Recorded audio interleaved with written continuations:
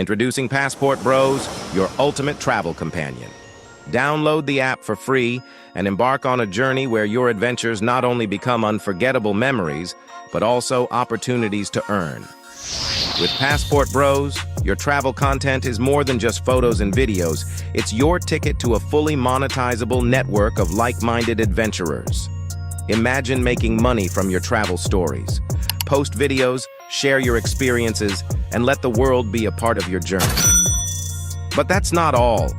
Connect with travelers from around the globe, join co-ed groups, and make lasting friendships, perhaps even with foreign women who share your passion for exploration. And here's the best part. Store your earnings securely in your Passport Bros wallet. No hassle, no worries. Just seamless transactions wherever your travels take you. Looking for the best local experiences? Passport Bros has got you covered. Get personalized recommendations for tour guides, rentals, and the hottest clubs in town. Did we mention the app is absolutely free to download? That's right. Your passport to a world of adventure is just a click away. And here's the cherry on top.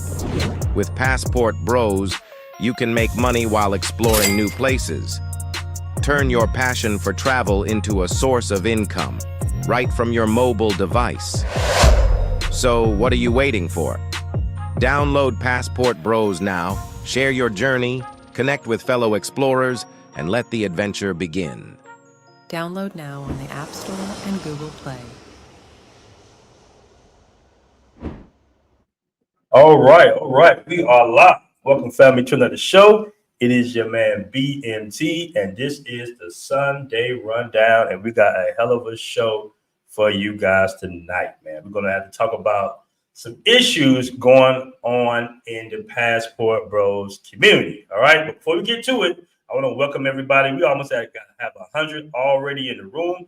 Guys, make sure when you enter the room, do your boy a solid and make sure to hit that like button.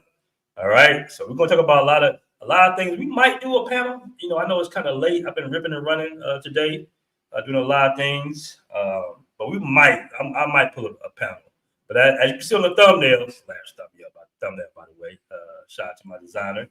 We're gonna talk about a few content creators. All right, and shout out man Auston. He's actually in the chat. Auston, if you want to pull up later on, you always, of course, welcome to pull up. But we definitely going to cover some of the other guys, well, all the guys that's on the thumbnail, right? Auston, Holleman, and friends, agents of chaos within the Passport Bros community.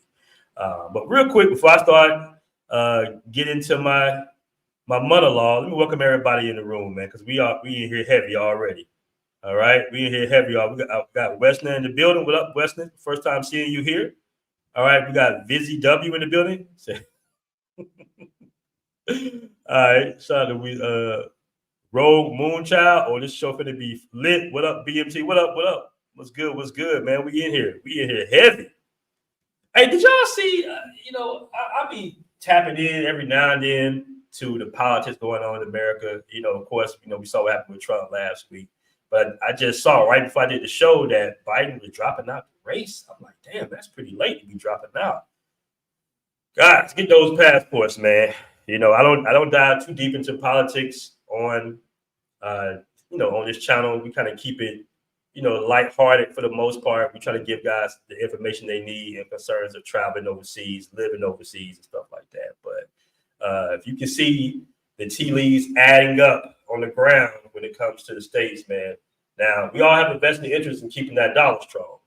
But just imagine how far your dollar goes overseas. You'll have to be amongst all the chaos. I mean, sometimes it's a good position or a good thing to look at the chaos from afar. And that's one of the benefits of being a passport, bro. All right? Last real one says, no, he wasn't going to go alone. Guys, some money. We in here, man. We in here heavy. Already 100. Obstacles and opportunity. Man, you got to email me at blackmantravels@gmail. You hit me in the private chat, but I closed it up too quick to get your email, brother. So you always welcome to come on when you get a chance too, brother. We're going to do.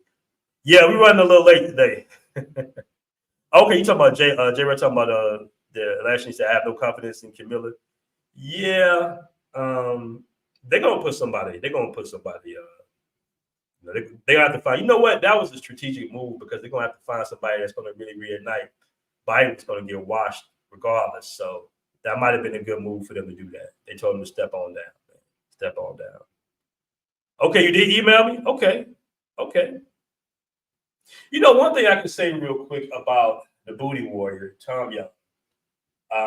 He mentioned something that was actually kind of relevant. It's really hard for me to actually look at his content because I don't know what's up with him. He got like a retarded flow or something like that. You know, I don't know if it's because all the lady boys he got in his mouth. But he said that the Passport Bros was his exclusive group. And when I thought about it, I said, damn, you know, the lady boy, booty warrior, made a valid point.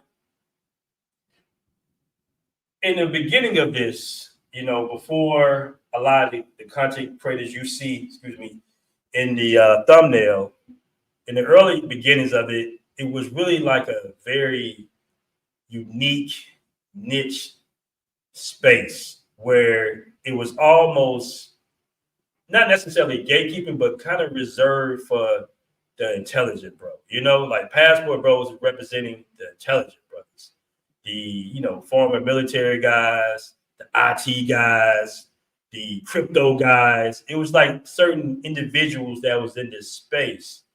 And a lot of the beginning content of the Passport Bros wasn't even really about the women, honestly speaking. If you go back and you see it, it was more about laptop lifestyle, working overseas, leveraging your dollar, and finding genuine relationships. Passport Bros initially was a solution to the dating issues in the West. All right, has always been the ideology. But as the Passport Bros have grown, you see more guys have come into this space. And some of these guys don't even consider themselves to be Passport Bros. The issue is the popularity of the term. The popularity of the term and guys kind of misusing the term in order to get clicks and views, even though they kind of have disassociated themselves from the Passport Bros, they're still utilizing the power of the brand, basically. And as you can see, when guys go viral, it's not they're saying that particular individual, like when Jay Rilla goes viral or anybody else goes viral, it's always Passport Bro. It's always Passport Bro goes broke overseas. Passport Bro, gets this, gets that, gets ran out. Like, it's all these things. It's always the brand. And I know a lot of guys that were here in the very essence of the beginning and saw how pure it was, are kind of looking at it like, man, I don't want to even, associate with this no more because the name has been tarnished and dusted up so much now, Somebody said Trump belongs in jail. Right. Yoga in the building. He's out there training in Thailand. Shout out to my man Yoga. He says begging for money, traveling trips. All right. What up, Aaron B? But I want to give a shout out to my man O'Shea because O'Shea just dropped a video yesterday. He dropped a video yesterday that was very important, actually. Shout out to my man O'Shea. He has a really big platform, and he's been, pretty much kind of in support for the most part, I would say, for the Passport Bros. He kind of, some days I just be like, oh, some days I'm like, wow, he kind of takes some shots, but he's been pretty much in support of the space, of the Passport Bros space. We're going to take a look at the video in a second. But he pointed out some very real things as well, even concerns of what Auston is saying currently now about, Passport Bros lying to you. We're going to address all that as well. Desmond said, I'm proud to be a Passport Bro. Shout out to you, man. I'm proud to be a Passport Bro as well. All right. So much about yeah. We don't really dive too deeply into the political space. I be wanting to give guys a break from all that American shit. That American media. I mean, it's in the Dominican news, it's the Brazilian news, Colombian news. Like, our presidential election is huge, man. So it's kind of like no way of getting around it. You're going to see it, of course, all throughout Instagram and all the social networks. But in this particular space, I don't want to go too heavy into the American politics. I know a lot of guys that are in this audience are looking to either get out or spend large amounts of time out of the country. All right. Deadshot 5.0 says, unfortunately, passport bros have become the commonplace name for every generic knockoff like Kleenex. You're right. You're right. Let me go ahead and pull this video up real quick. I want to pull this video up. All right. And once again, shout out to my man O'Shea for putting this video out. All right, we're going to start from the very beginning. All right, this is my man Auston. Now, Auston, as you guys probably already know, he's been on this they don't love black men type of tear, and we've been selling dreams, and we've been telling guys that the women just going to be kind of at their feet. And I ain't gonna lie to you, when I first started traveling in 2017, when I was in Brazil, it was really like that. Rest in power to Charles Tyler. Like, he wasn't saying no lies in his content when he was mentioning that. Brazil went in a massive change, like a massive, massive change. It really did. I know people are saying, oh, it's not the feminism necessarily, but man, if you know what happened out there within that time frame and how they, I'm not going to get too deep in politics of Brazil, but what happened with feminism, it did change the outlook. It really did, especially in concerns of the black women in Brazil. So I remember in 2017, when I first got out there, women were really excited to talk to an American. They really were.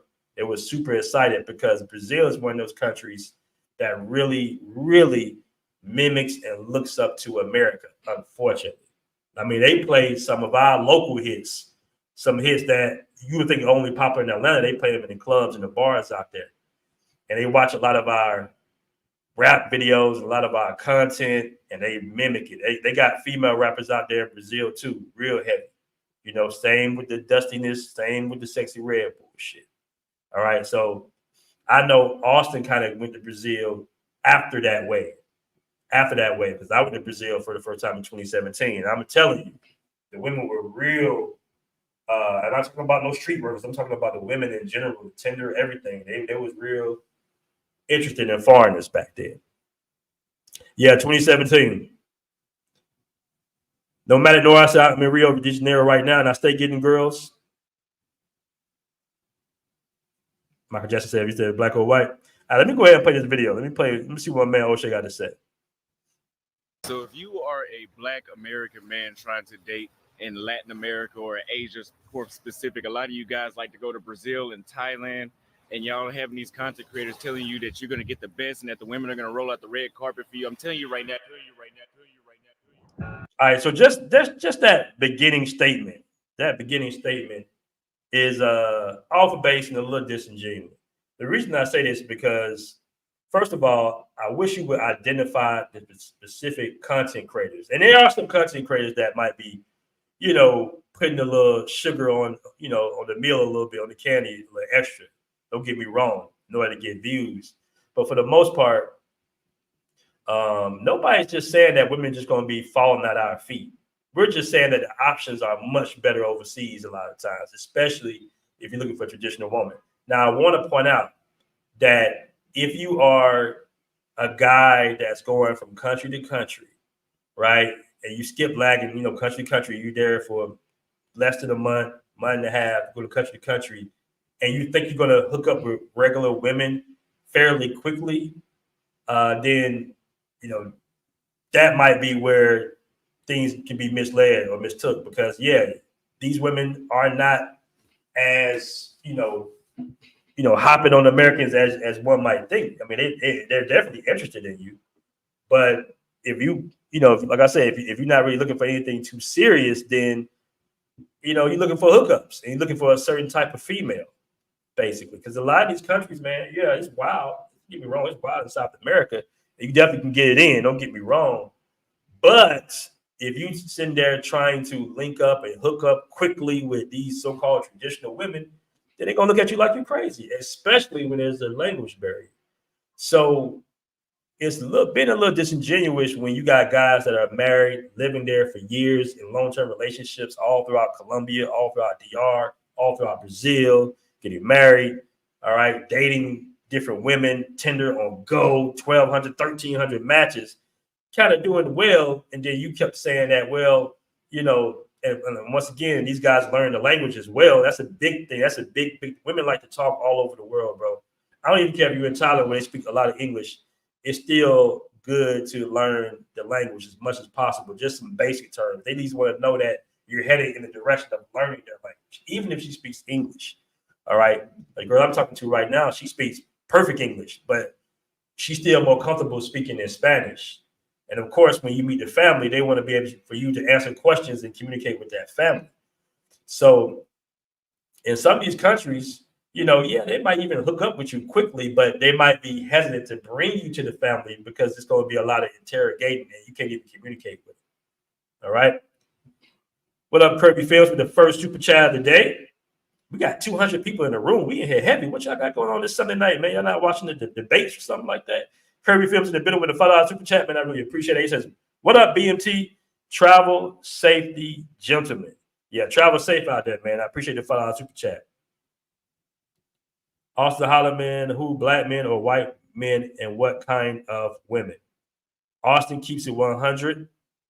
All right, Yogi Yogi says, these new guys looking for fame after Kevin Samuels and COVID. They watch real travels online during COVID at home. Where's B-Dub at, man? I hit B-Dub earlier. I want to eat B-Dub to pull up. Austin says, I stayed in many places way longer than a month. Let's talk about that. Austin, you're welcome to pull up. I'll drop a link just for you if you want to pull up. I would like to know, where's your longest stay at, though? Where's your longest stay? All right.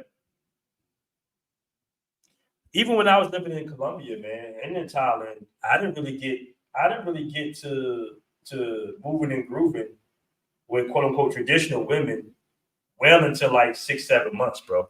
Well until the 6-7 months stint.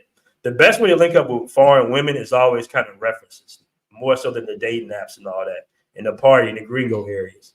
It's more so got a Brazilian homie like my boy Hobson, and his girlfriend has a friend or something like that. And then you kind of link up and you kind of all go out. I did drop the link, guys, but I'm waiting for if Austin wants to pull up. I want to see what Austin's response is if he wants to pull up. All right, hold on. You guys are here heavy. You guys are here real heavy, real quick. All right. All right, you guys in here heavy real quick. We're going to get to it, though. Let me play a little bit more of this video. The Passport Bros are the most influential group of content creators in the Black sector on planet Earth. And guess what? There is no one leader. The ideology keeps evolving. It was derived, in my honest opinion, from Charles Taylor. The name was given and denoted, in my honest opinion, by Aaron Ferris. And then the whole idea just went from there. Early adopters were tailor-made dreams. Again, Aaron Ferris. I would give Al Grease and the late, great Charles Tylers as the thought leaders of the movement. And now we're into 2024 where guys are just taking over. Ronan the Traveler, you got Zoom to Thailand and Richie. And Shout then there's Zoom. this guy, Auston Holleman. Uh-oh. Hold on. So hold on. This is the perfect, hold on. This is the perfect segue. Hold on. 2022. All right. What up, Austin? Oh, what's going on? What's good? What's good, player? I'm here to clear these allegations. These allegations, these know-it-alls that know everything. Okay. Talking about me. It's all good. Let me catch the super chat real quick. Yeah. Anthony Nelson, Passport Bro, Visuals, $2 super chat. Auston Holleman is inexperienced. What do you have to say about it? Don't read no super chats that's less than $5. Okay. Hey, man, I'm like 50 cents, man. I'm like 50 cents. I read them all, brother. I read them all. But first of all, hold on, real quick. Before we really get into it, I want to ask you right off the rip, man, what made you have this sudden U-turn in this ideology of Passport Bros? Because now you're saying that it's all cap. Guys have been lying to you, and you never really named any particular content creators, and I got to respect you for that. But what made you just kind of like just make a U-turn? I don't mind naming content creators. I don't want to give them any clout, so I don't name them. But obviously, a hit dog hollers because they got a lot to say without me saying their name. Second, I had, first of all, when I first went to Brazil, there was a lot of people that were always leaving comments like, "Oh, they really don't like black men down there," and I was like, "Oh, y'all are just a bunch of victims or whatever I called them at the time." And that was because I wasn't hanging around any white guys there, because they were leaving comments saying like, "Oh, they prefer white guys," and I was like, "Well, it sure doesn't seem like it." But then how can I say that if I'm not hanging around any white guys? So then I started hanging around Jason when I was in Paraguay. And I've told this so many times. We're talking to two chicks. While I'm talking, they're looking at him. And I'm like, oh, I didn't think nothing of it the first time, but I was like, maybe that's what they're talking about. Then it happened again and again. And I'm like, oh shit. Does he speak Spanish? Huh? Does he speak Spanish? Yeah, but I was the one talking. Did the girl speak English? No, it was a full Spanish conversation. But the thing is, I initiated the conversation and they're looking at him. That was just the first time I noticed that. Okay, so let me give you an example of something that happened to me in 2017 in Brazil, right? With two German flight attendants. Now, unbeknownst to me at the time, they were talking to two Brazilian guys, right? I believe one of the girls spoke Portuguese. She was like Ethiopian German. I think one of the girls, but the other German girl did not speak Portuguese. She spoke, of course, English and German, right? So these two girls had a choice. And I never forget what this Ethiopian woman said. She told her German friend, she said, listen, she was very frank. Where you go, Auston? Auston, you walked off. Hold on, let me. My phone's about to die. Go ahead. All right. So she said, hey, either you can get these guys, we can go with these guys that speak English so we all can communicate, or you can go with these Brazilian guys who got six packs. That's what she said. Right now, me and my boy, I mean, we was in shape, but we damn sure didn't have six pack. These Brazilian guys on the beach every day, probably doing 100-something push-ups. You know who those German girls picked? They picked us because we can communicate with them with English. So that language barrier is major. The women are just more comfortable talking to somebody that speaks their language. He hadn't said anything yet. Well, what you mean? You said they were talking to him. I said they was looking at him while they were talking to me. Okay, well. So here's my thing. I mean, we can act like that's not disrespectful, but it is. So imagine if you are ordering, you're on a date with a woman, right? And the woman, you're speaking to the waiter and she's looking like this the entire time. You're the one speaking to her and she's looking like this.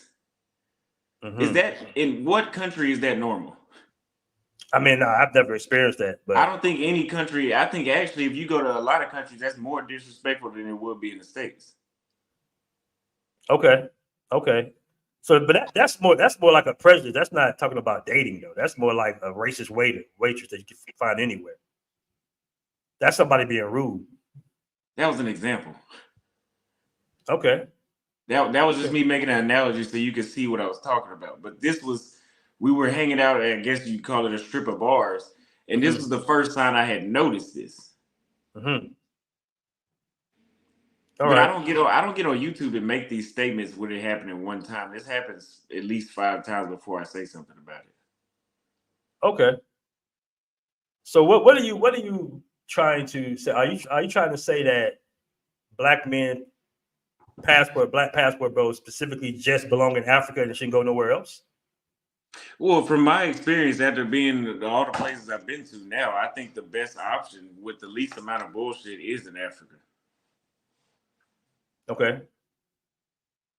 Although I don't know the population of Paraguay as far as blacks, but I know Colombia has a pretty heavy black population, black cities, and so does Brazil. So that would make that should make a big difference. Like, did you have any issues in Salvador Bahia as far as like the dating and moving and shaking around? Well, that was a statement I made, right? Where when I was in black places with higher amounts of black population, I had those experiences less. So I've said this many times, but people don't seem to hear this. I've said in Cali, Colombia. I've said in Salvador Bahia, Rio, and what's another majority black city? I think that's really it for the majority black cities I've been to. That wasn't an issue at all, or at least I didn't notice it.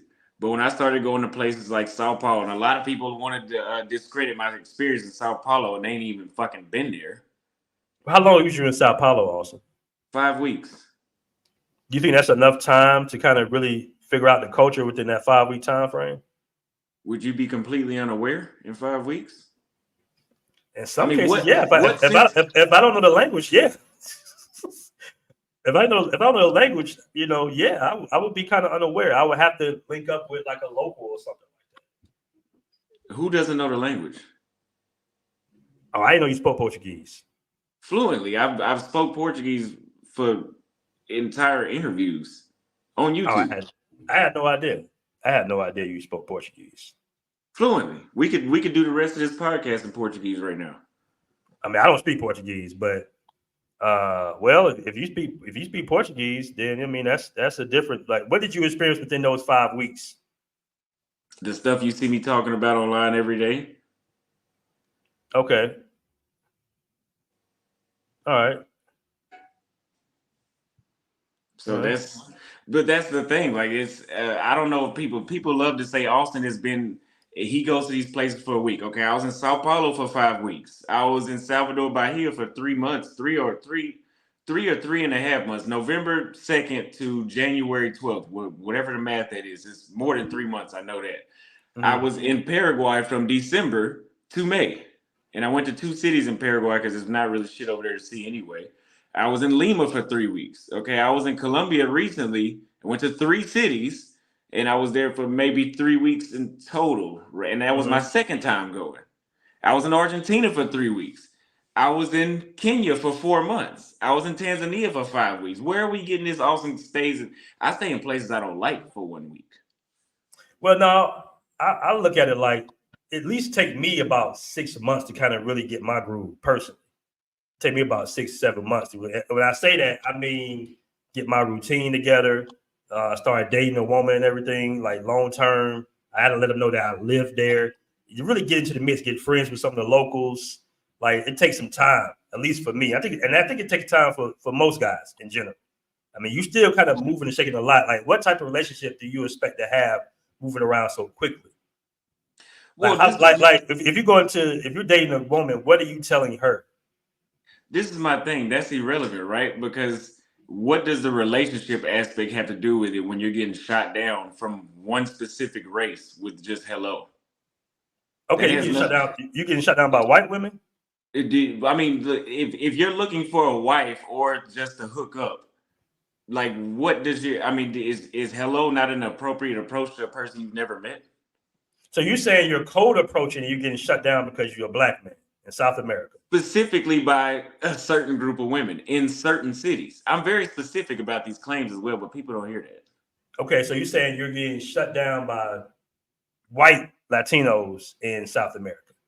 No, what I said was, so when I was in Sao Paulo for 5 weeks, I had the most success with whites, but with blacks, I did not. Contrary to when I was in Salvador and Rio, it was the complete opposite. Okay. I mean, isn't there a large black population in Sao Paulo? A lot of black women? Not enough of them, apparently. I didn't see. There's neighborhoods of them, but where you would stay at, I mean, well, I don't know where you would stay at, but for somebody that's moving out of the country, $500 a month, you're not gonna see too many black people in the area that you're at. Okay, so you're saying basically that. Oh, you're saying that you had more luck with the white women in Sao Paulo than the black women in Sao Paulo. Correct. Okay. So I'm still trying to figure out Uruguay. Okay, so I'm still trying to figure out, how did you come up with the assessment that black men are not wanted in South America? When did I say that? What was your specific statement? But man, we just played it like the beginning of the video. Play it again. Okay, hold on. Let's see if I said that. Let's go. In Latin America or Asia, for specific, a lot of you guys like to go to Brazil and Thailand, and y'all having these content creators telling you that you're going to get the best and that the women are going to roll out the red carpet for you. I'm telling you right now. Okay, so I read the text, black men just cannot show up. But did you write a text or somebody else wrote it? Was that like O'Shea put that on there or what? I've said no. That is what I titled that. Sure, yes.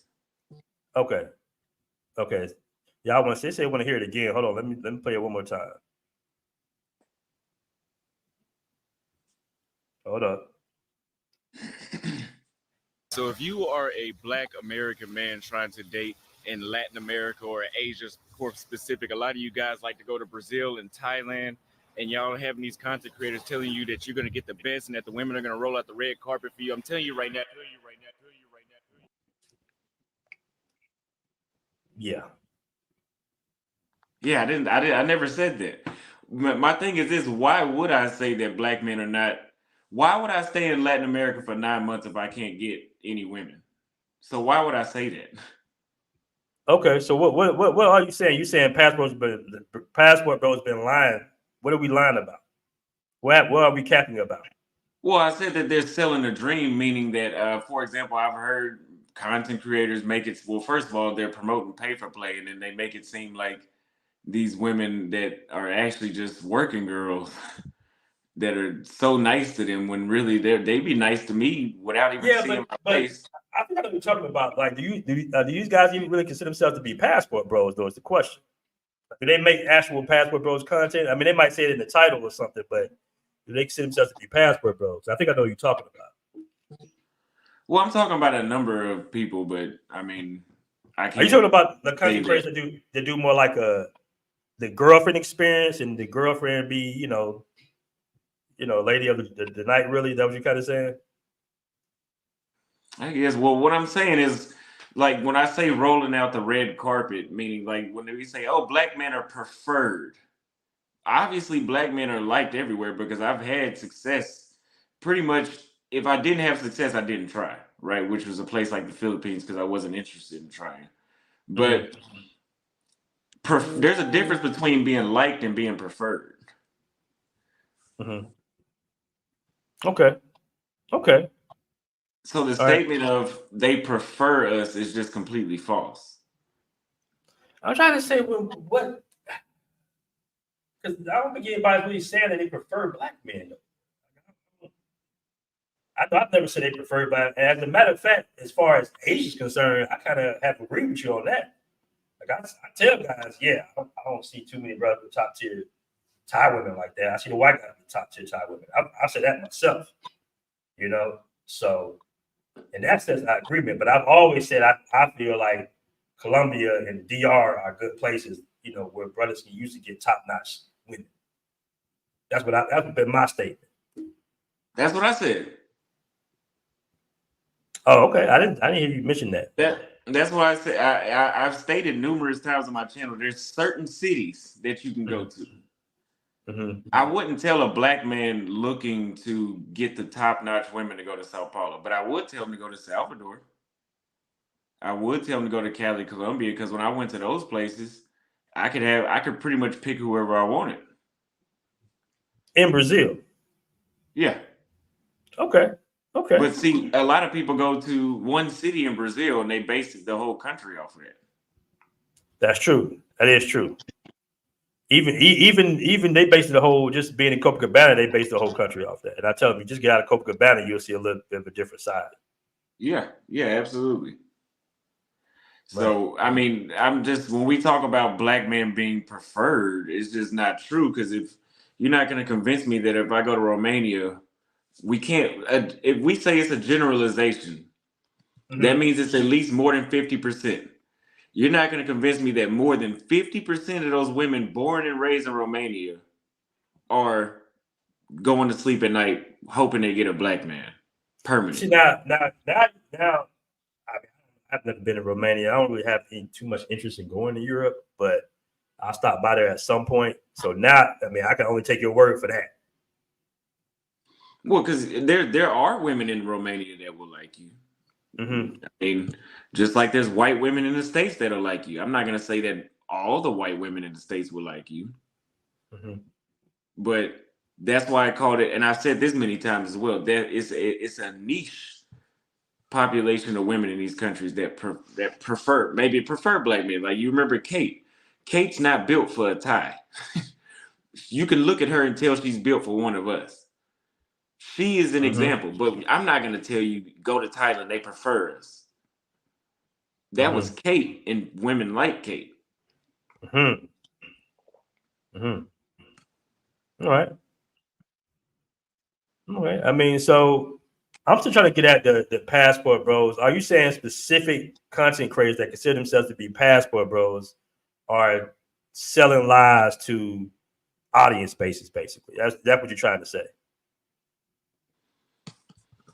Because I'm still trying to figure out what's the lie, because you're pretty much agreeing with what I'm saying. You're not specifically saying that, black men aren't wanted. You're just saying they're not preferred in certain countries. But you're saying that certain passport bro content creators are selling lies saying that they are. Yeah, I'm not the first person to say this either, though. I mean, who else is? I mean, you the one went viral off of it, though. I've mastered that. Yeah, you did good. I text you that. I text you that you did good on that. I've mastered making normal statements, but just putting the right title and thumbnail. I mean, but we got to be honest, man. A lot of this uproar is because people didn't even watch the damn video. Okay. Shout out to Reginald Watts with a $5 super chat. Auston, I've been to Senegal and the Gambia. Do not like weaves. Maybe I should try Ethiopia or ride Southeast Asia. Just me. Oh, let me read that one more time. Auston, I've been to Senegal and the Gambia. Do not. Are you saying they wear weaves? I guess he's saying he don't like weaves. Yeah. Okay. Maybe I should try. Those weaves out there be looking kind of dusty too, though. Yeah, it depends. It depends on what class of women you're dealing with. And you say you're going back to Kenya, right? Yeah. All right. I'm going back to sell my dream. All right. So my 20 brother said Auston is young and immature. At some point, young men are going to have to accept that. Okay. All right. Well, we in here heavy, man. We almost got 400 people in the room now watching this, man. Shout out to everybody in the chat. We in here heavy, man. But I mean, when I was making these statements, I was just saying how the brand itself, Passport Bros, has been. I mean, would you agree it's been somewhat dustied up since when you kind of joined? Not saying when you joined it, dusted it up, but in the early beginnings of what you saw, right before previous to the J Rellos and Floyds and stuff, is it kind of taking a different turn now?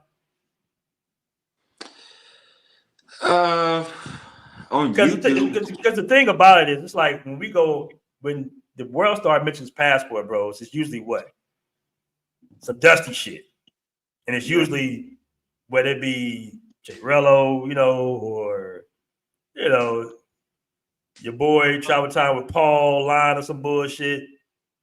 There's always something kind of negative to a certain degree. That's media. Okay. Positivity doesn't get shared. Facts. I don't remember the last time I seen on CNN where, they saved 50 dogs at the border today. They don't report stuff like that. Mm-hmm. Okay. Some also that those race baiting topics get views. I mean, that was your experience. I mean, I've been in Brazil with white guys. They did do pretty well, from my experience. But I don't think it was like the women was just like, let me pray on this white dude over this black dude. But maybe so. Yeah. Maybe I didn't notice it. Oh yeah, I've seen it. It was undeniable. Too many times it happened. And this is in Salvador. They turned Rio. Specifically Sao Paulo. I mean, I would have to go back to Sao Paulo. to Salvador, Rio to experiment again to see if that happens there. I guess it didn't happen, but then again, I wasn't hanging out with white dudes back when I was there. But I will say that Latinas turn into slaves whenever white men come around, was my point. Really? That's the perfect way to describe it, as slaves. What's interesting, man? I remember when I was in my building in Thailand, my neighbor was just like, Asia's cool. He said, in his opinion, he felt like South America and the Caribbean was for like the brothers. Like we get hella play there. So that's what I always kind of assumed from what I heard. The Philippines, some other places in Southeast Asia I'm not going to mention, Colombia, Brazil. I kind of can agree with you on Brazil to a certain degree, because when I went to Brazil, I assumed I was going to get an Afro-Brazilian woman. I ended up with not Afro, but a Japanese Brazilian woman.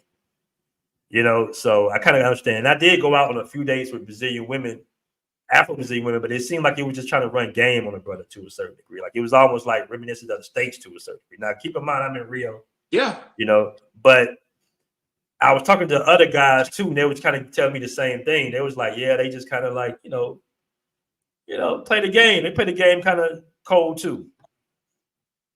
Yeah, I think they are similar to a problem. I mean, I guess they're becoming a problem the same way Black American women are, but for a different reason. For a different reason, not the same reason, but not enough where I wouldn't talk to them, because I've dealt with many of them for me to come up with these conclusions. Was you ever in like a long-term relationship while you was in Brazil, like a couple of months or anything like that? Before I got on YouTube, yeah, with a black chick in Rio. Okay. And then with another one that said she was black, but she didn't look black to me. But one of those. One of those. I know what you're talking about. Shout out to Shay Star with the $5 super chat. Auston, Holleman, what's the process of getting to Kenya? Like what type of shots you need, etc. I think you need a yellow fever, don't you? Yeah, yellow fever shot. Yellow fever shot. Okay. I want to bring on to the show obstacles and to opportunities. What's going on, bro? With the good mic? Yo, what's goody? The good mic. Yeah, man, you got that solid one, bro. You got that solid one. Man, it's all right. It's all right. It ain't all that great. Okay. What do you have to say about this topic, man? I don't know if you had a question for Auston or whatnot. No. I was just saying the other day on his joints that, maybe he's speaking to a bunch of narratives that people haven't heard or people don't broadcast. I spoke about Brazil specifically, up in Salvador, Brazil, the nuances. Kind of in America, we're used to like race separation, you dig? So we had to separate based off of race. But Latin America had a different technique where they kind of mixed together, and it was called better in the race, right? And so if you date a certain darker color or hue, you're not bettering the race. And yeah, it's all through South America, but that's completely different from what we know. We got one drop rule, or we had those type of legislations, laws, and etc. So net, people still have that today. They still rock like that. And that kind of shows when you go into the dating, when you go to do anything, in particular in Brazil. They still fight against that, especially Salvador, hard and heavy. Feminism is real heavy up there too. And, I've been over, in Brazil for about 1.5 years, and I've seen that and made that observation when I was living there. But I think a lot of people just don't know about it, or they haven't heard about it. And coming from North America, it's a completely different construct. So if somebody brings it up, then, maybe somebody will see that as not good and get a little, feel some type of way. I can't describe what type of feeling they got, but they definitely are like, yo, what's going on with this? And it's a real reality that people deal with on the ground in Brazil. And then if you're traveling through Brazil. Okay. So do you think that white men are preferred in South America more than the black men? Well, I mean, I'm a big guy, and like, yo, you gotta like, the reality is the reality. How you feel about it is a different thing. Yeah. So if more women prefer them just because that's what their culture does, yeah, that's a fact. Lighter skin is like that almost in Asia, where there is no blacks, it has something to do with, maybe not eugenics like in America, right? But it has to do with class. So you're impoverished because you were probably darker skin and you were probably out in the fields with the rice paddies. And so net, if you're of lighter skin, that means you were inside and you probably had a better profession. And so therefore they treat it like that. They won't put out a map with, apes and all that other stuff, because that's not where it comes from or what it originates about. But still, it's the same conclusion, right? Lighter skin is preferred in the culture and is seen as more aesthetically pleasing in those cultures, just like in Korea. Sometimes they get rid of their, one eyelid and they get a double eyelid surgery. And so there's all these nuances in different cultures that probably we're not familiar with. And so I think what he's doing is having a conversation about it. And people are like, what the heck? I get all the biddies. You know, maybe you're the case, right? You're the alpha dude, and you get all the girls. Okay, cool. But it's still a legitimate thing that happens in the culture. Me, how I feel about it, it'll be a different thing. I don't really care about racism or lightness. I don't care. But I understand how that's going to affect your dating potential and everything to this nature. Oh, okay. And in your opinion, I'm gonna get right back to you, Austin. Do you feel like passport bros are selling lies or have been misleading, guys in the West? As I said on your last show, I would never just say like they're selling lies, because now I have to have evidence that people are lying. I don't like calling people liars like that. Maybe they're selling a different perspective. Maybe they're selling their perspective. Maybe they don't know about it. I'm not quick to throw that out. I'm not that type of. That's just not what I do. I have to say, if he's lying, then I got evidence that somebody's lying. And that evidence has to be very strong, beyond the reason of doubt, not speculation and not the preponderance of it. So for me, I would say that they probably have a perspective and they're selling their best lives. And that's what it is. Yeah. Okay. But like I said, that nuance I talked about, I think it was on Auston Joyce. Like, a dude could go to, Korea, and go to the hip hop club and get all the girls in there and think like all these girls are checking me because he go to the base and the hip hop club. He don't really explore out, Korean culture for the most part. So when he leaves, he's like, bro, they checking for us in Korea or Turkey. And it's like, I hear it, but net, you were in a small and niche market. That's all that is. Okay. And let me ask you this: in your opinion, how long you think you have to be in a country to really get adjusted and kind of get to know the culture, like get dating, kind of really understand? How long you think you have to learn to be in the country? I wouldn't really put a time limit on it. Maybe, of course, like let's say more than a month, but and that's flexible. That can vary, because I think what the problem is, you could be in it for a year. I've been at embassies and the embassy personnel don't know nothing. You know why? Because they stay in their enclaves, they stay in their niches, and they don't get accustomed to the culture, and they don't go out. So you know what I'm saying? Like, it don't matter if they're there for 3 years. They stay in the embassy bubble, and then that's the only perspective they have of that country. So it's really about getting out, getting immersed, figuring out, having conversations with real life people. When I was in Brazil, unlike most people, I was in the favelas. I was in their favelas recording, having interviews with people one-on-one. It wasn't me talking. I was Vice News, and back in the day, I let them talk and tell me about Brazil. And so net, it's about that. It's not really about like, well, I've been here for the longest. It's like, well, you could stay in the Ritz Hotel. You really don't know Brazil. So it's really about getting out and exploring and talking and figuring it out. That's very true, man. My experience in the favela was like polar opposite than my experiences kind of out there in Barra da Tijuca. Like I kind of not gonna say I necessarily felt the racism out there. It was more just like like it wasn't like a warm, welcoming thing out there. But when I was in the favela, when I was in Hosina, it was like, oh, what's up? Like, come on, like, come on, like, come to my mom's house. Let's do this, let's do that. Hey man, you should move in here. You can move in this door right there. I felt more welcome. Yeah. So, and I ain't really see white guys like that. I think with this most topic, man, most people want to be all controversial and the East Coast, West Coast beef. I remember I went to the panel the other day. Somebody was like, are you an op? And I'm like, bro, I got nothing to gain from anybody's favor. I'm a multi-millionaire all on my own. This shit, I just do it because this is just what I like to do. Get out a narrative, give people information, and that's it. Those small percentage that take it and move forward and do something with it, good for them. For the rest, people just want to see a fight. They just want Auston to go against these guys. Who's on this? Who calls themselves this? Like, bro, they don't care if everything you built destroys tomorrow. They won't care. They'll just click on the next channel, like the Truman Show. Once it was over, they just went to the next thing.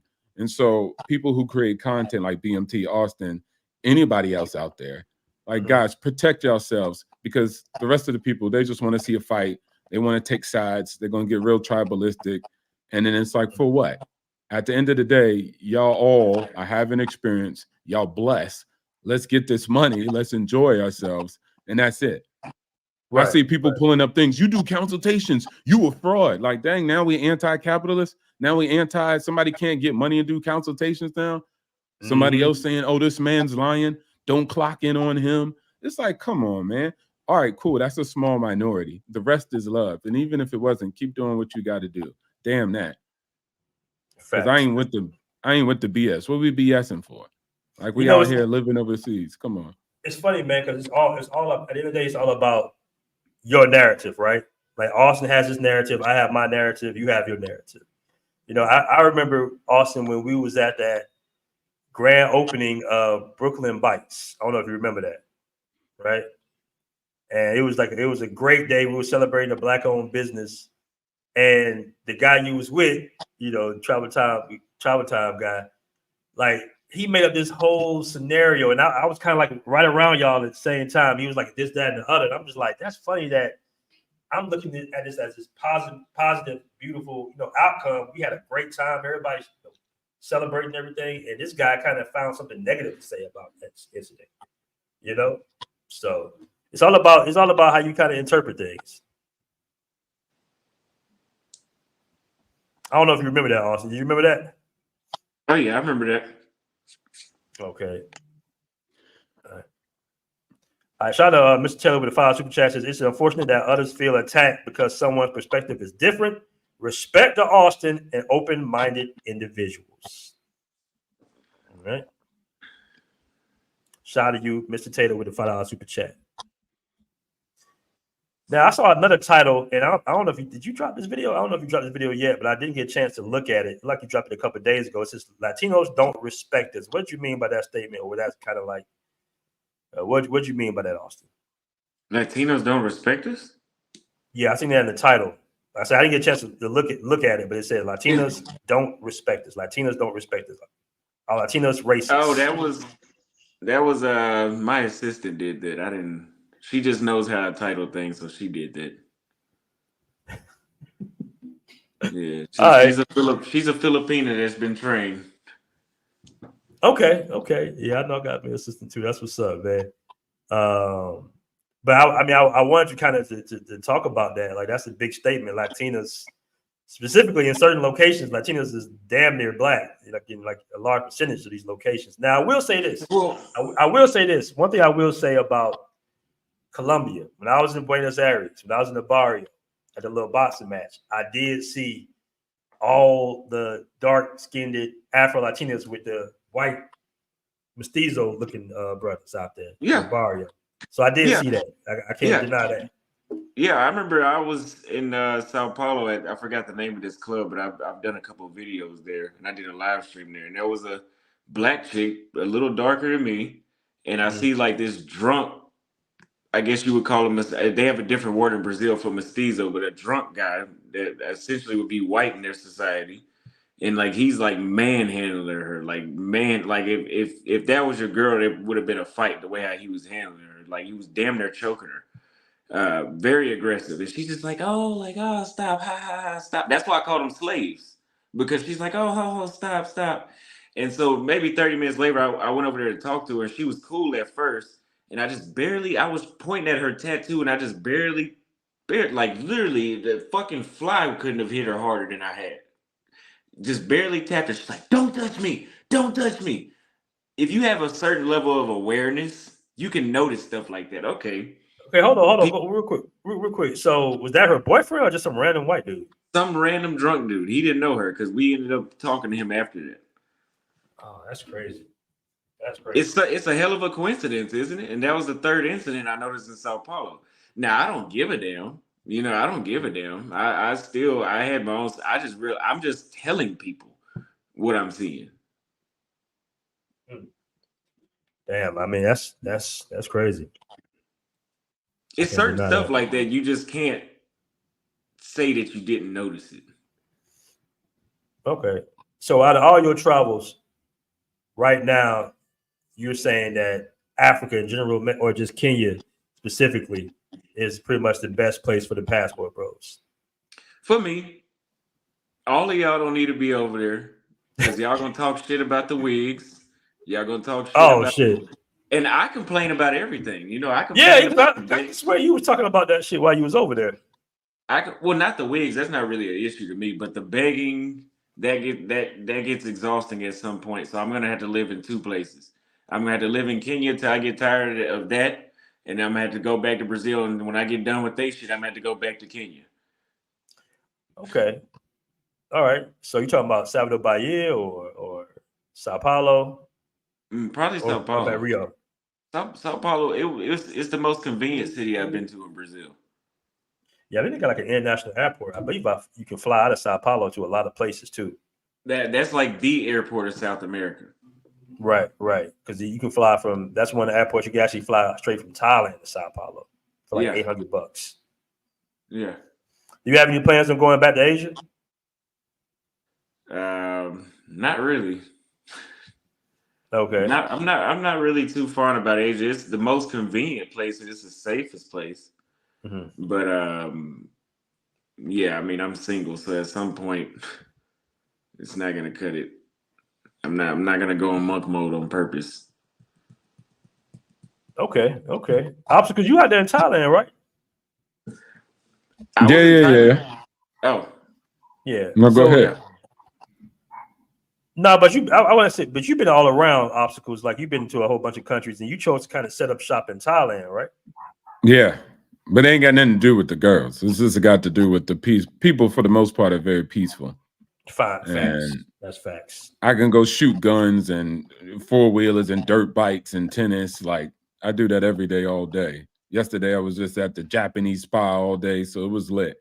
So stuff like that. It's for amenities, mostly. Amenities and nice people. That's it. There's planes. Yeah, it's very convenient. Else. Very convenient. Mm-hmm. Yeah, facts. Mm-hmm. But I think every man should find his home. Like you dig, like go where you're treated the best. I said that the other day. So go where you're treated the best, enjoy that stuff, and live it up. Now, of course, if other mans is talking about some issues, I mean, if the issues are valued, we can have conversation. There's a thing called free speech. Like, I don't know why mans and them going to be bent out of shape because somebody's practicing their right for free speech or, vocalizing their experiences. Like, ain't no such thing for me as ops. It's just perspectives. And also, I think a lot of people don't understand it's hard to be somebody online. You change and you develop. So they could pull something from a year ago and be like, look at this hypocrite. And it's like, nah, bro, things change, things develop. If you listen to my content and what I was saying 5 years ago, joke stuff, man, I'll be holding my head in shame. But net, I've grown, I've learned more, I've became more wiser, had more experiences. And so if you could see somebody that's on the internet as a human, then what you could see is like, okay, Auston, BMT, nobody's freaking perfect. You know what I'm saying? And people expect you to be perfect because you on stream. Like, I don't know. But net, that's not what happens. So shout outs to everybody. And people don't like to hear that. They're like, man, we want the smoke. Give him the smoke. Like, man, that's not, you know what I'm saying? Like, how about having a conversation and figuring it out? That's a good point. I want to ask you that, Auston. Do you feel like, because you've been overseas for what, about 2 years now? 3 years now? Almost 2 years. Okay, 2 years now. Do you kind of feel like it's the honeymoon phase is over, basically? Like now that you've been around, you've been in these countries, like, because I know you was probably more excited beforehand. I know you were super excited when you left the States for good, but do you feel like the honeymoon stage is over now? That's kind of what you mean by the guys are selling lies, and this is the real, this is what it is now. It's not as easy, or it's not what people think it is. The honeymoon phase is over, yes, because I've been gone long enough to pass that phase, but I've been to enough places to where, I mean, you guys don't really hear me talk about American chicks. Like, I don't make an entire video about them like I used to 2 years ago.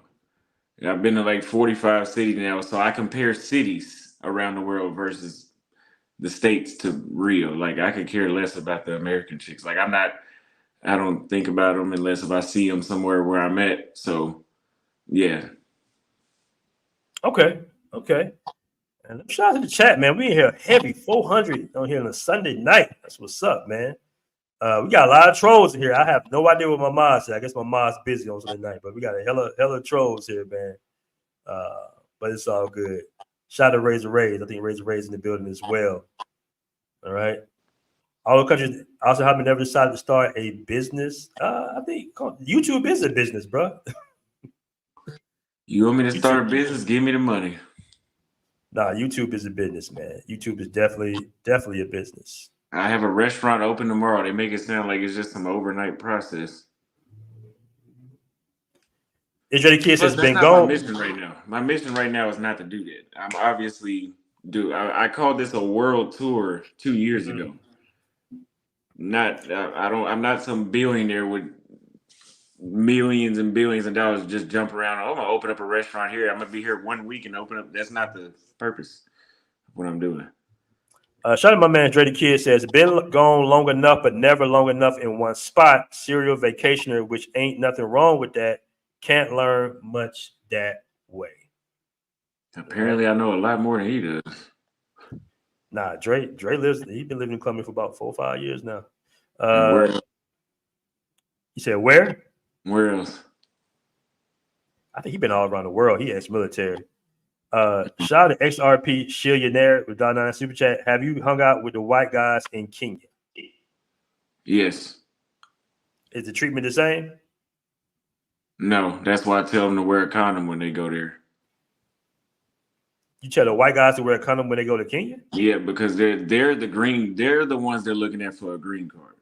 And essentially, honestly, they do prefer white men in Latin America. And yes, if you find the slaves that do seem to turn into slaves and puppies when they see the white guys, you're dodging a bullet because that's who they are, as gold diggers. I mean, why do they turn into slaves? Okay. Anthony Nelson with $2 super chat says Auston Holleman is inexperienced. $2 super chat from Game Changer says, did they know you from your last trip to Brazil? Did they know you from your last trip? I don't understand that question, Game Changer. Did they know you from your last trip to Brazil? I don't understand. People have this narrative. Oh my God, it's such a stupid question. Where they think like, oh, the women know who you are. Well, if they had a problem with me, you're talking about from YouTube. If they had a problem with me, why would they be talking to me? What's 280 million people in Brazil? You think everybody saw that shit? Good point. The 90 Barrel $2 super chat says, Auston, I support you. Barabee. Okay. Thank you very much. You got a little fan right there. I don't know what that was about. All right. Good point. Okay, hold on. Let me bring on Game Changer real quick. Game Changer, you ain't cammed up. I'll let you rock for a little minute. We got a question. Yeah, I appreciate it. The reason why I was asking that question about the women, did they know you from the past? Because I was thinking that some of the treatment that you received in Sao Paulo was a result of them somewhat knowing who you were. Maybe there is some race thing. I'm not denying that. But if they knew who you were, they would be doing things like being reluctant to shake your hand, giving you poor treatment as a waitress, et cetera, et cetera, et cetera. Only when I'm with white guys. Okay. I'm sorry? So I only had this issue when I'm with white guys. When I'm with the white guys, when I have this issue. So they know me when I'm with white guys, but they don't know me when I'm by myself. That doesn't make sense. Okay, so you're saying that the problem that you're having is only when you're with white guys? Correct. So is it possible that all the other passport bros that you claim is not giving this information simply don't hang out with white guys? Or if they do, they don't care? Have they shown you? No. Well, have they told you? I mean, because here's the thing about me. My assertion is that they're denying information. The only way they would have this particular information is if they hung out with white guys in Sao Paulo like you did.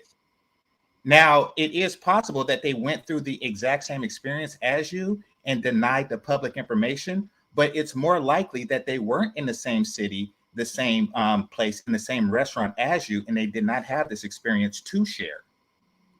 So it's a specific, which would mean that they're not lying.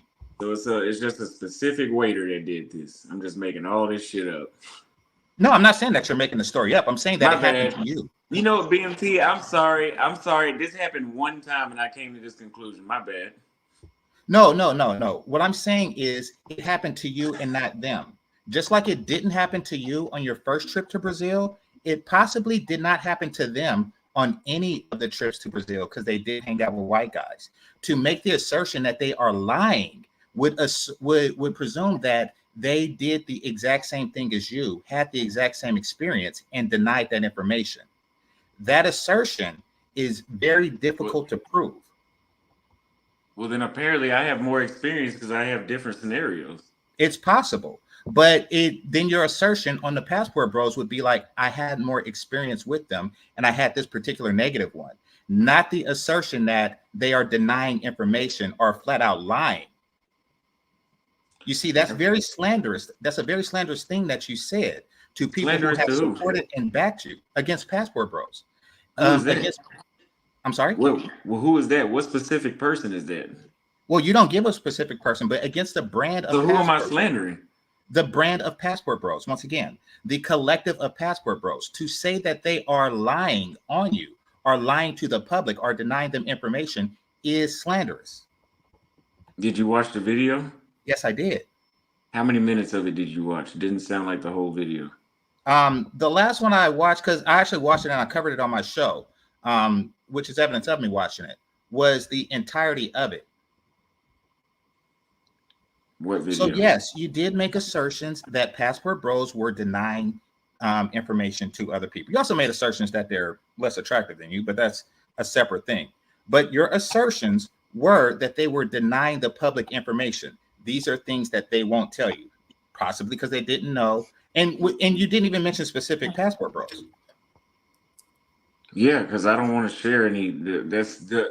I don't want to share any of the attention. It's not my strategy. But you do want to tarnish the brand of the plurality of Passport Bros. No, it's a criticism.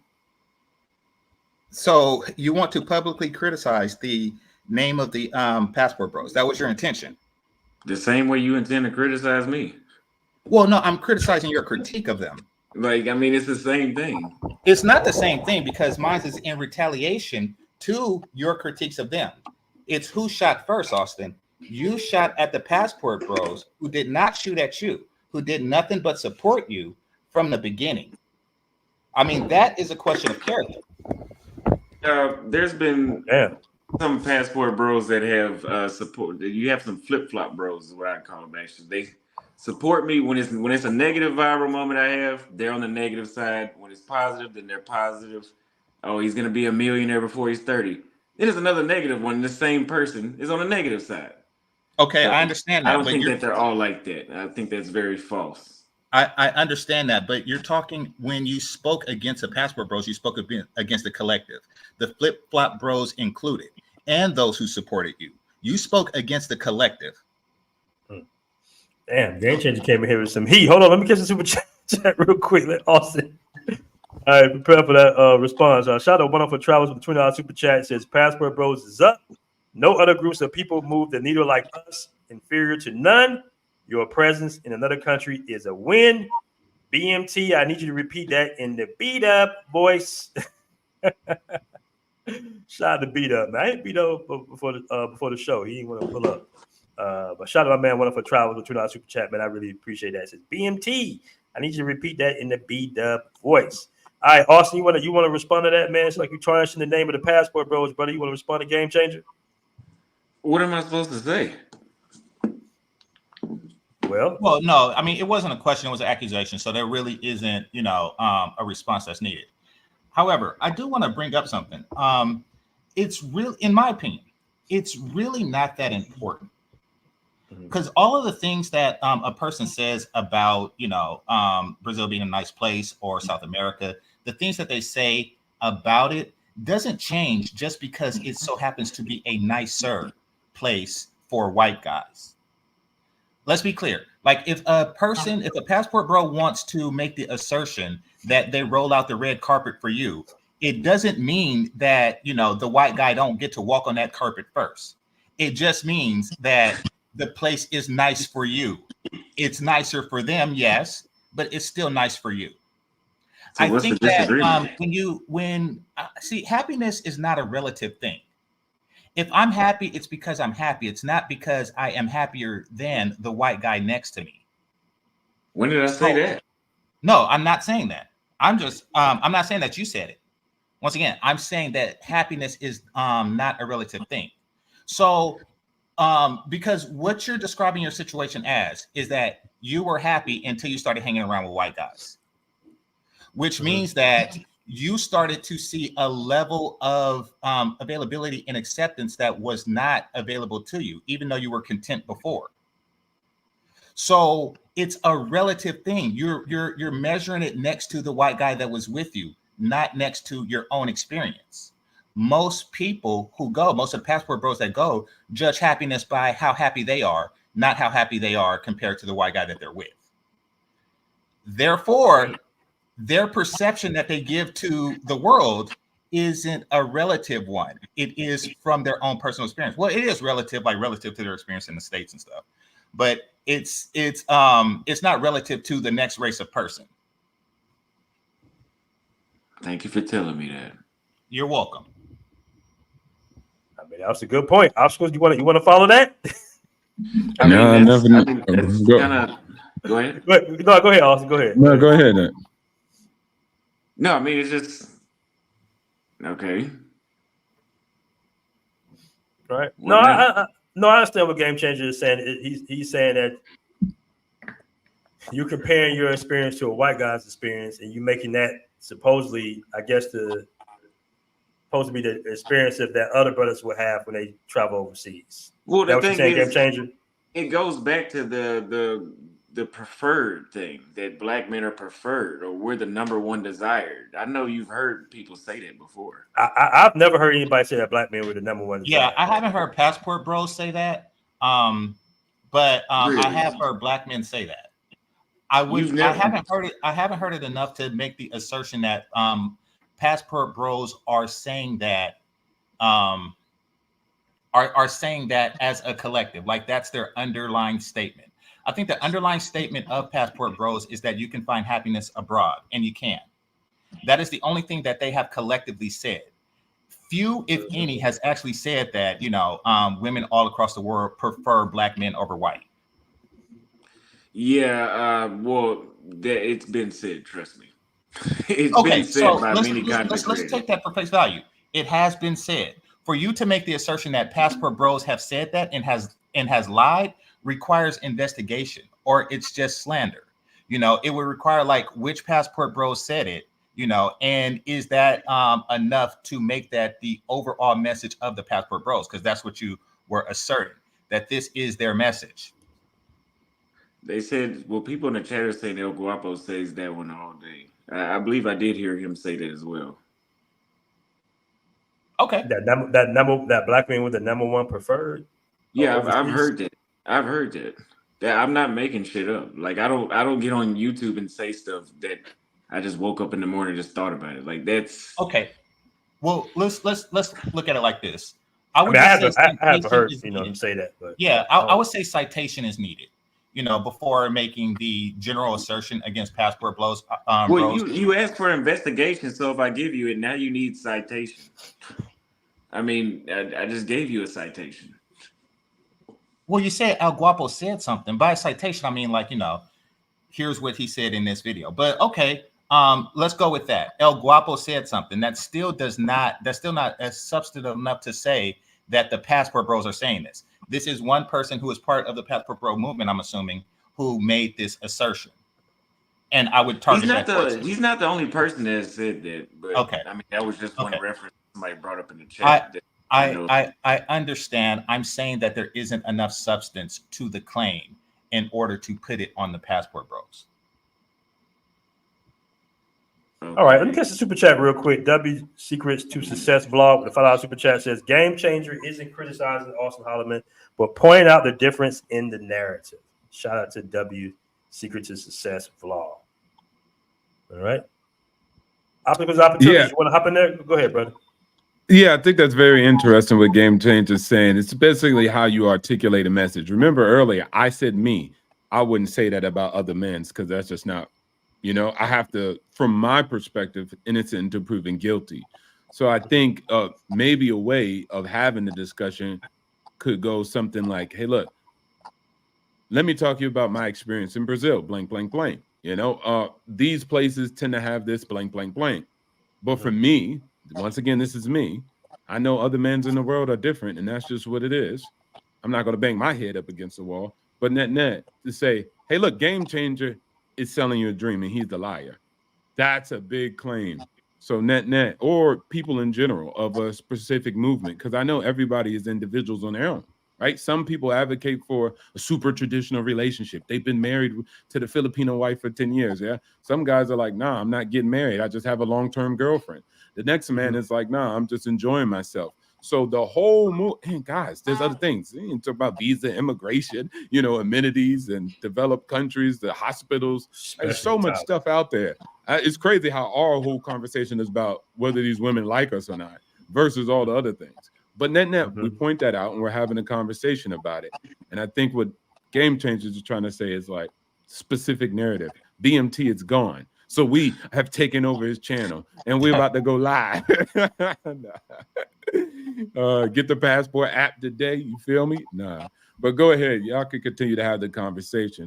But I just thought that's what it was. Go ahead. Even if we don't even say that they said preferred, we even the statement as much as saying that they love black men is not a true statement.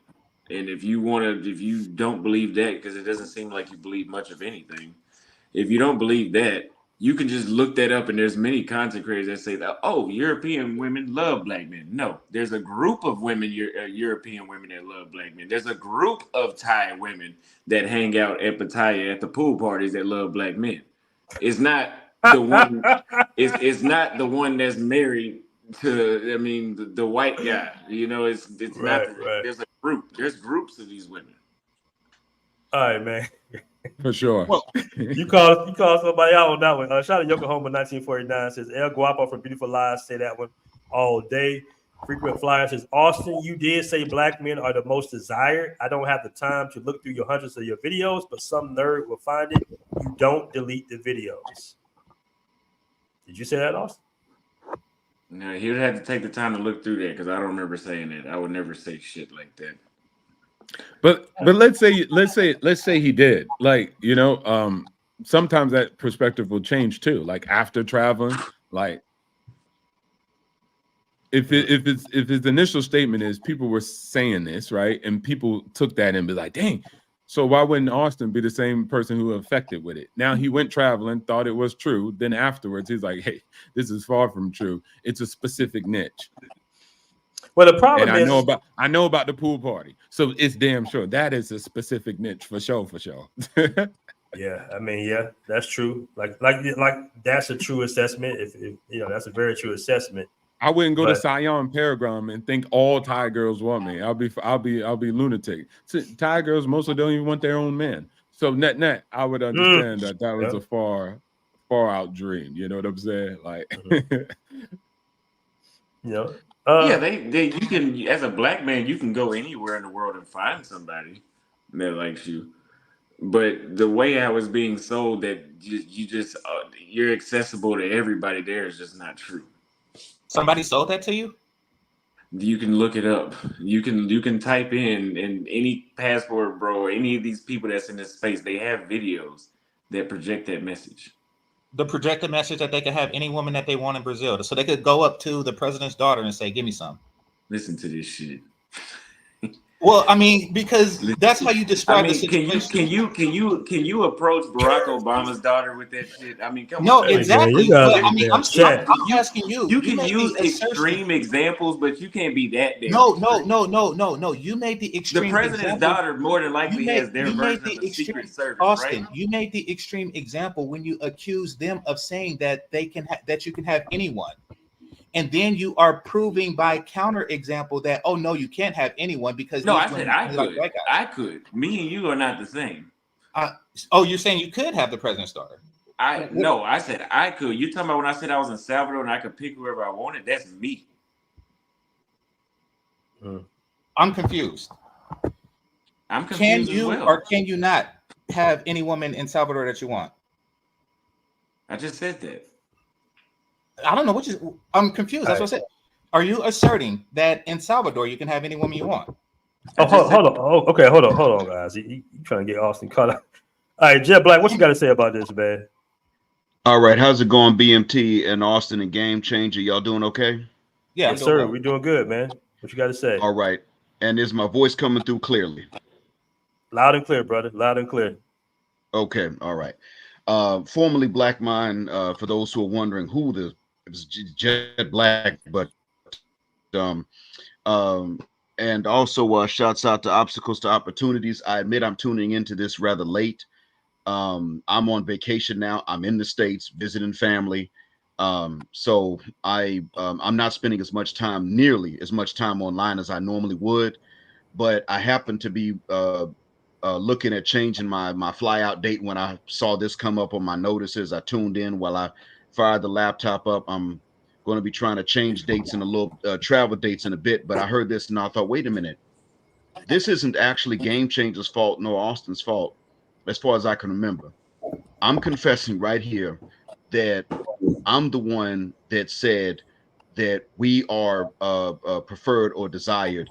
I was talking in the context of specific parts of the world, namely Southeast Asia, tropical Asia. But I was talking about how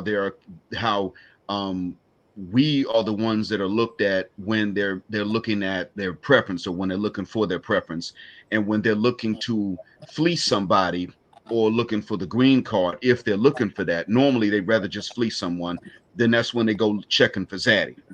And I was saying that because I had experienced this when I was living or in the first city I ever lived in Saudi, and I had Wyatt colleagues, zaddies that were they were boyfriends or husbands to women from Korea or Thailand or the Philippines, and it was pretty much about the money for these women, and they complained about how they were just money bags to these women. And there were brothers that were married, usually Filipinos or usually Filipinos, but they were married or just boyfriends, usually married, and they were like, "Man, I'm so happy, I'm being treated well." And the other thing too that made me say this was that one of my Saudi colleagues at my night job for a little while in 2019 said he married a lady from the Philippines. He's not black as far as we know, as far as he knows.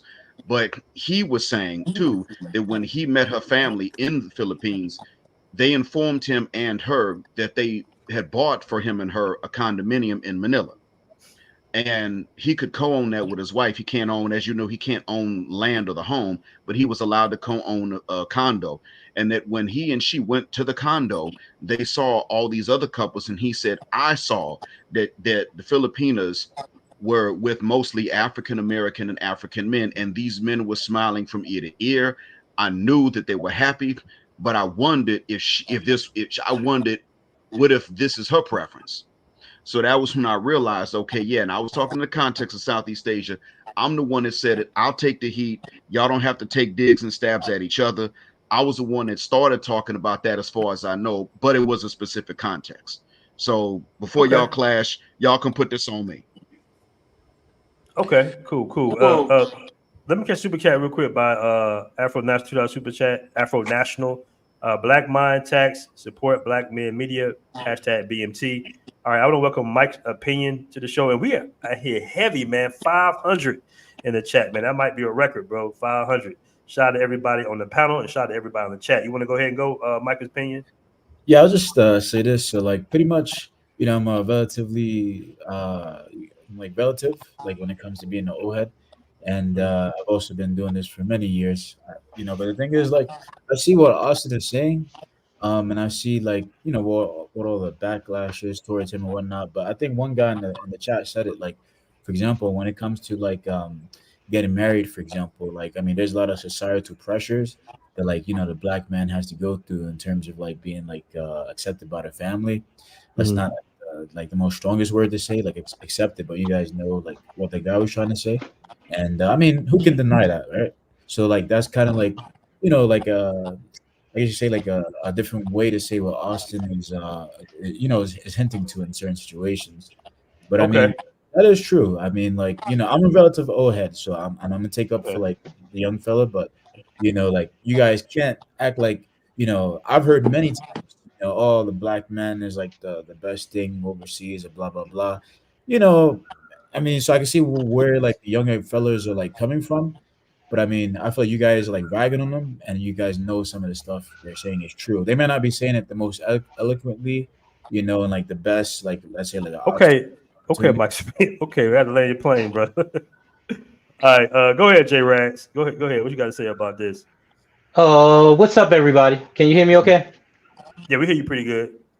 Okay, I want to give a perspective from someone who actually lives in Medellin. I've lived here for 5 years. I'm married here. I'm also a DJ here. I retired here. I had a 30-year IT career in the United States. So I've DJed here maybe 200 times since July 2021. So I've been all over Medellin. I'm in the culture. I'm in the community. I have a lot of friends here, all types of races. I've played in Cali, Colombia, and Cartagena too. But I want to give you guys a perspective on race in Colombia that I think will be helpful. And I want to also not agree with what Auston is saying, but I want to give you guys my opinion about Black Colombians in Medellin afterwards. So first of all, I want to say that when you live here in Colombia, when you actually live here and you're clean cut and you got your shit together, you won't have problems dating anyone here. I'm going to tell you from the family that I'm married into, it's all shades of women, all shades. I've met their great grandmother, who is a little darker than me, but everyone under her are from mestizo to black and everything in between. And so I want to say this emphatically, that Colombian women will date whoever they want. It doesn't matter what shade, what race they are. And this is from someone who knows this. Now, I want to say one thing about Black Colombian women in Medellin specifically. And I'll tell you why I feel this way. Well, I'll tell you why I'm saying this afterwards. They aren't as friendly as the mestiza or any of the other women in Medellin. And I think it's because they think we don't find them attractive. So they kind of do this preemptive, I'm going to play hard to get, or I'm not going to be as friendly to the Black foreigners when they come here. That's what I think. And I've asked some of my friends this. I'm like, why are they acting so, I mean, for lack of a better word, so bougie towards like other brothers, other Black people? And I only find this in Medellin only. In Cali, Colombia, Barranquilla, Cartagena, it's different. And my wife was born in Choco, but she's mixed. And so it's like when you go to Cali, it's like you get greeted like, hola, ¿cómo está, mi hermano? But Black people in Medellin is like, hola, ¿cómo estás? You know, it's very informal. It's like somebody told them something about us collectively, and we don't know what was said. That's just a figure of speech. That's how I feel. I feel like the Black person, the white person that's been invited to the cookout when I go around dark-skinned Colombians.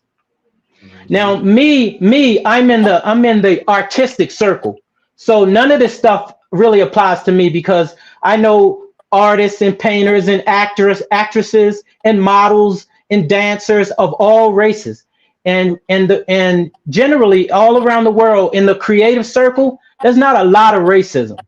You know what I mean? So I know a lot of Black DJs, a lot of singers.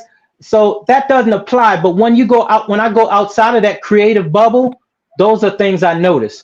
But one thing I can say about Colombian women emphatically is they will date whoever they want, no matter what color or shade. And I know this from the family I'm married into and all the friends that I have accumulated here. I have in the United States, most of my friends were like female buddies, even though I was married in the States for 20 years. That's just how it was. And here it's the same way. And I have to actually put some women in the friend zone, because I'm married. So I know that they're attractive to anybody they want. That's the one thing I can say about Colombian women. But the thing about the Afro Colombians, I have a hard time, I don't know what it is. It's something different about them in Medellin. And I'm specifically talking about the darker skinned sisters. And so that's what I wanted to say. I have a lot more, but I just wanted to chime in on that part. Okay, good point. That's what I was saying, BMT. It's certain cities. That's like he said, in Cali, it's different than it is in Medellin. When I was in Montevideo, there's black people in Montevideo, but they couldn't hear me talking to them. To what Jay was saying, when I was in Medellin, I did notice the few darker skinned black girls that I talked to. I noticed that they were from somewhere else and that they were in Medellin to work. So they had like a lot more of a serious demeanor to them. Like they would talk to me. For example, this one girl I was talking to, she worked in a call center. First of all, she expressed that she didn't feel that I would be serious about her. And she didn't say it was because she was dark skinned. She just said that because I'm a foreigner, that I'm not really there to be serious. So she's not there to, she takes her life very seriously, and she's not there to just get ran through and until something I do on vacation before I went back to the States. She made that clear, unlike the lighter skinned girls. But she said she works 6 days a week, and she only had 1 day. They all do. Yeah. Huh? They all work that much. Yeah, exactly. But I want to one other game changer. One other thing you were just saying is also when it comes to the Afro women, I feel that the mestiza women, they'll let you know if they're interested in you. Even the light-skinned black chicks, they'll let you know. They'll give you a signal. But the other sisters, they'll just be like, I'm just gonna sit here and wait. You know what I mean? Like, and let's be honest, we as black men, we're from the United States. And if you put aside the bad weaves, the eyelashes, and the baby hair, the black women in the United States are some of the most beautiful women in the world. I mean, let's be honest. Facts. So when we come to places like that has other black women, when we want to go and talk to a black woman, they have to be fine. We're not just going to come to Colombia and just date any old butterface with a big booty. You know what I mean? We can do that we can do that in the United States. I mean, so when we come here, you know what I mean? I feel like people shame black men and say, why you not dating a sister down there? Well, when I find a fine sister, that's what I would date her. You know what I mean? But I'm not going to just date anybody just to appease some clown who don't even travel. Well, I mean, to your point, what I was saying was with the one in particular that I'm talking about, she was fine, but she didn't know that she was fine to me. Lived there a lot longer, so I was wondering if is that the experience that you had? Because I had to explain to her, like, I had to tell her she was attractive. It was almost like she didn't know. She seemed like she for whatever reason, she seemed like it wasn't really in the stars for her to be like a girlfriend or a wife or something like that of a foreigner. Like that was something for like a different type of attractive. I don't know. You've lived there a lot longer than me. Yeah. Right. Shout out to Carl Anderson with a $5 super chat. It says channel support black business. All right. Man, I want to bring on. Hold on, Branjo. You got hold on, brother. Branjo. Yeah, I know. Let me look at the back chat real quick, brother. Hold on, look at the back chat. All right, cool. I got you, Auston. Hold on. I think you know what I'm going to say, but hold on.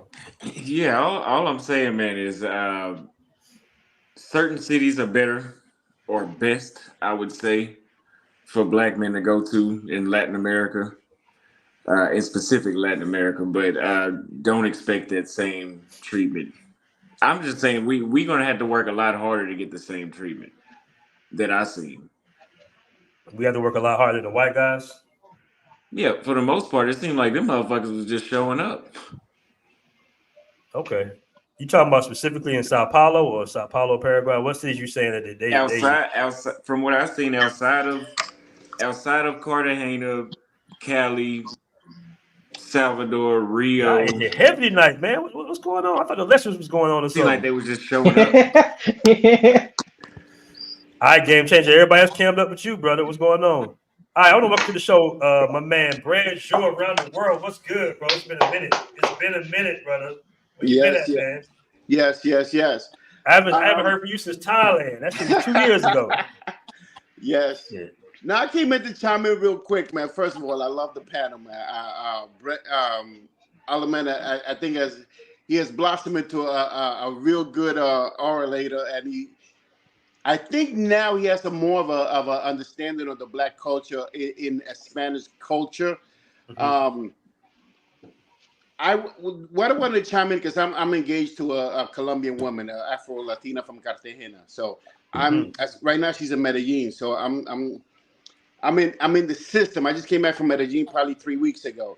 I do believe there's a difference when you date a Afro-Colombian woman than when you date a non-Afro-Colombian woman. I think the pressure is less. I think you're greeted and you brought into the fold much easier when you date an Afro-Colombian woman. I think it's much easier for me.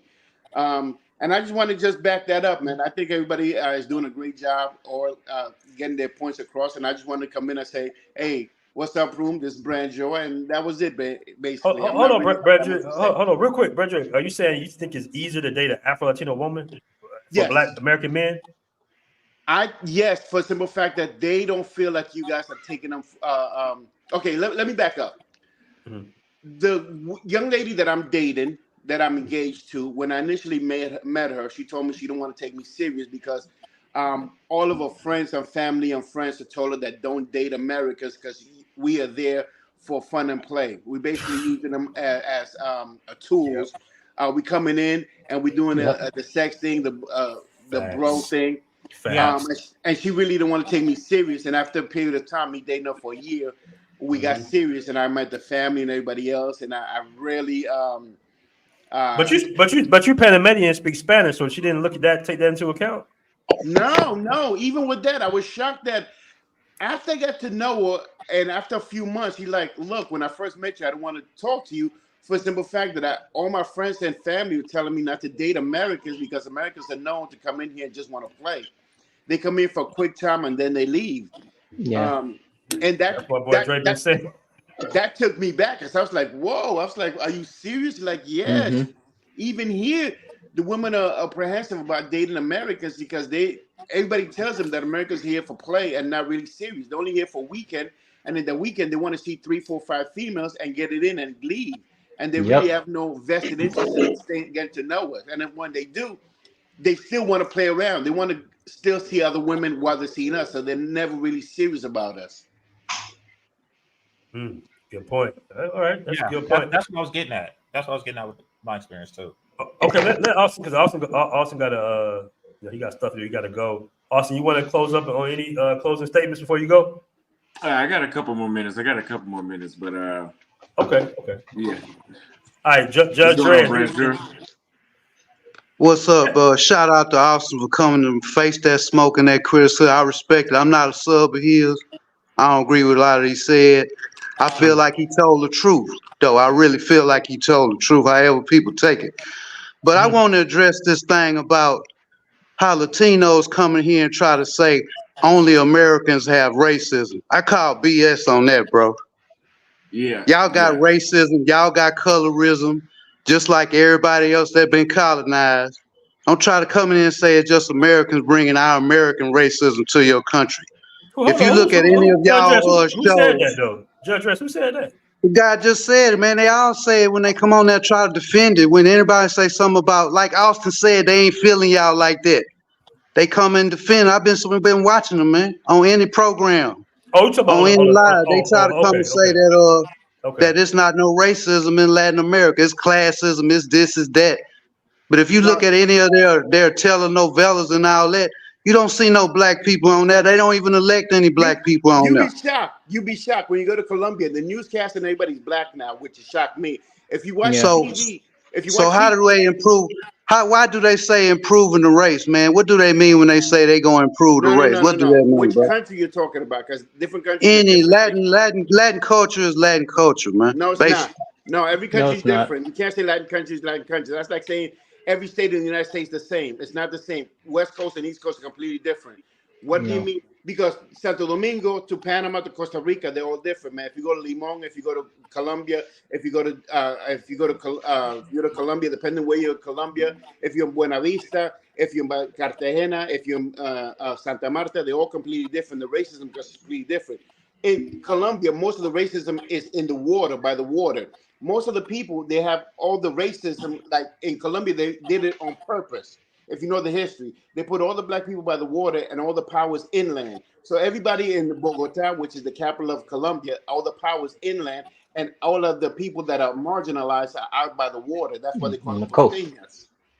And there's no, and in Colombia, there's no black colleges. I hope you know. I think there might be one black colleges, but mostly everything is white in Colombia.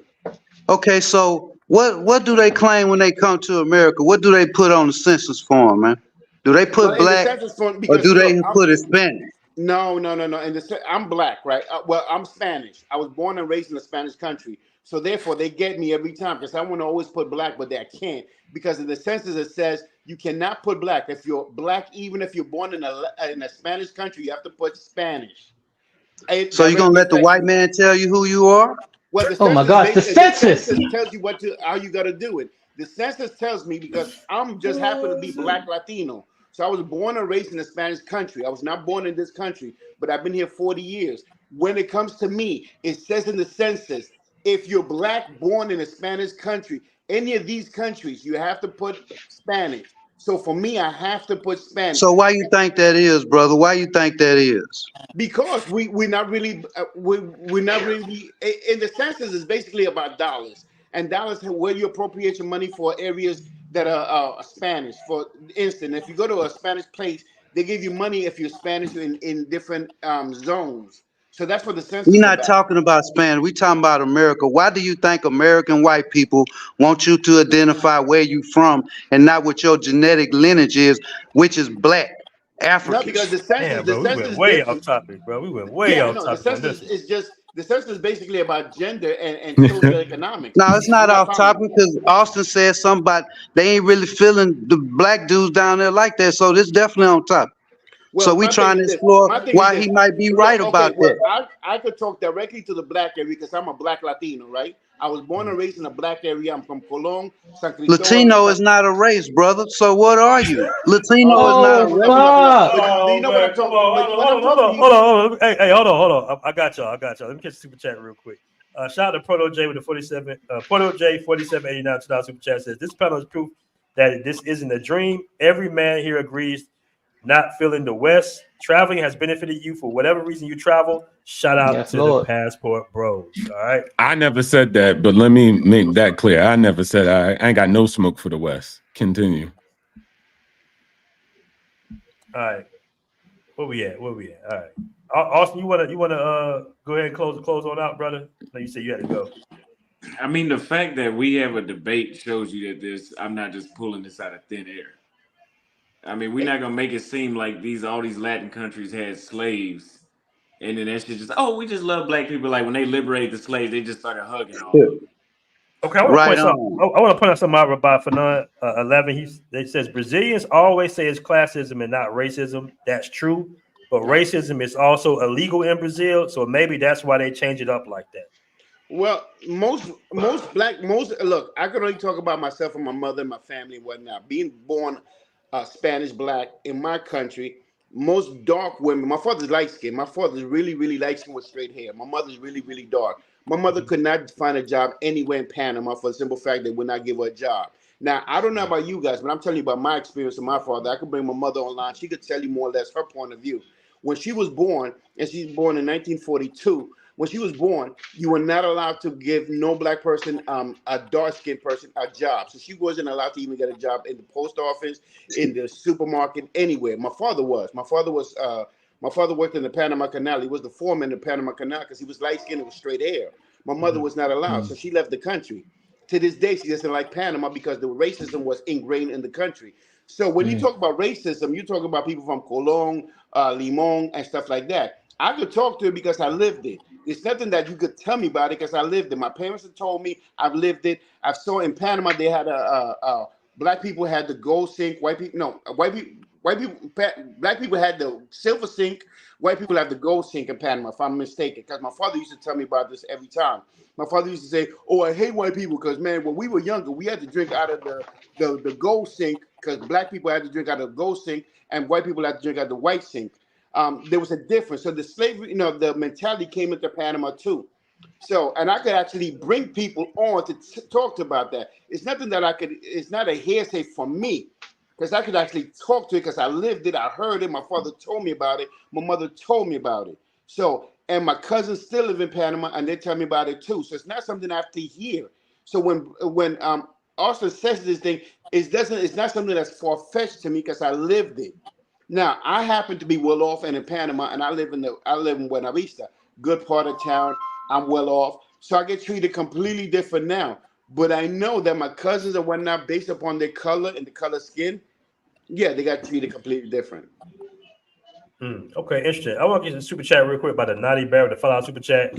Grandeur selling bear cap. In the eyes of the Census Bureau, Hispanics can be of any race because Hispanic is an ethnicity and not a race. Yes.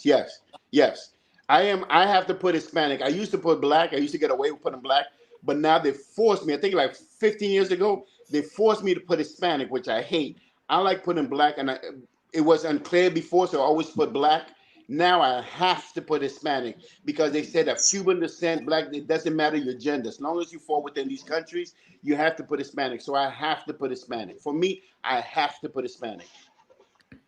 Okay. I need to put Hispanic too then. Because I don't look black, do it? You weren't born in. Yes, you do. I was born and raised in Panama. Were you born? I have Spanish chicks come to me all the time, hitting it with the Espanol, and I don't understand nothing they talking about. Were you born in a I Spanish need to country? put it too. I look more like Hispanic than you do, brother. Doesn't matter. Were you born in a Spanish country? Wait. Let me bring you my cedula, because I'll shut you up real quick. I'll pull out my cedula right now. Look, right here is my cedula. It says right there, Panama. Right here's my cedula. I ain't doubting where you from. I ain't doubting where you from. That's exactly where I'm from. I'm Panamanian, born and raised. I asked the question, why do you think the white man in America wants you to identify anything but what you really are, which is black? Oh my God. This is getting crazy. Thank you.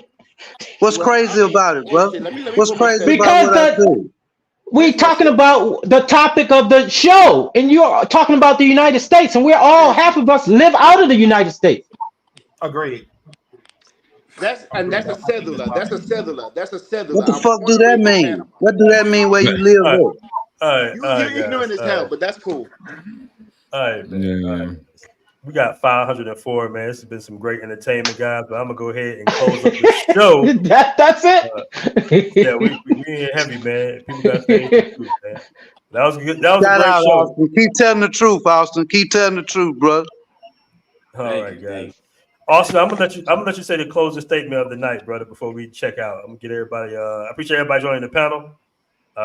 Go ahead, Austin, if you want to say your closing statement. Grandeur, hey man, hit me up, brother. We gotta talk.